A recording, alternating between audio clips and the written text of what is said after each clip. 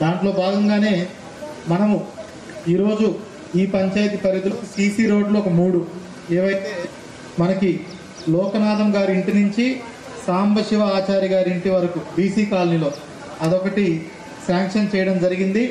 అదేవిధంగా సొరకాయల స్వామి గుడి నుంచి అరుణా నది వరకు ఒకటి, అది ఒక 4 లక్షలతో, మొదటి వరకు ఏమో 6 లక్షలతో.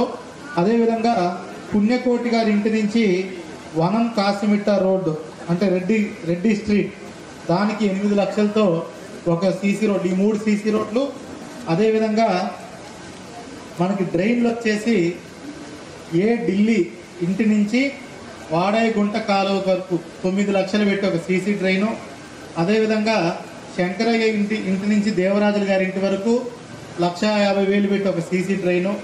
అదేవిధంగా సుబ్రహ్మణ్యం గారి ఇంటి నుంచి నారాయణ గారి ఇంటి వరకు దిగువ పద్మశాలి స్ట్రీట్, దానికి 5.5 లక్షలు పెట్టి ఒక సీసీ డ్రైన్. ఈ 3 రోడ్లు, ఈ 3 డ్రైన్లు కూడా శాంక్షన్ చేయడం జరిగింది.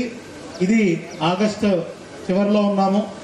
3-4 నెలల్లో పీడీ గారు కన్సర్న్ ఇంజనీర్స్ అందరితో చూసుకొని ఖచ్చితంగా డిసెంబర్లో ఎట్టి పరిస్థితుల్లో అది పూర్తయ్యే విధంగా చర్యలు తీసుకొని ఆ లోపు అవన్నీ కూడా కంప్లీట్ అయ్యేలాగా చూసుకుంటాం.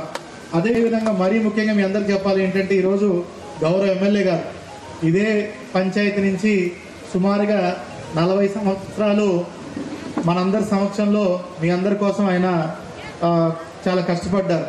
మరీ ముఖ్యంగా బడుగు బలహీన వర్గాల కోసం అందరికంటే ముందు నాకు రోజు ఫోన్లు చేసి ఏది కావాలన్నా కలెక్టర్తో ఎట్లాగ ఇప్పించుకోవాలనేది అందరికంటే ముందుంటారు. పట్టుబట్టి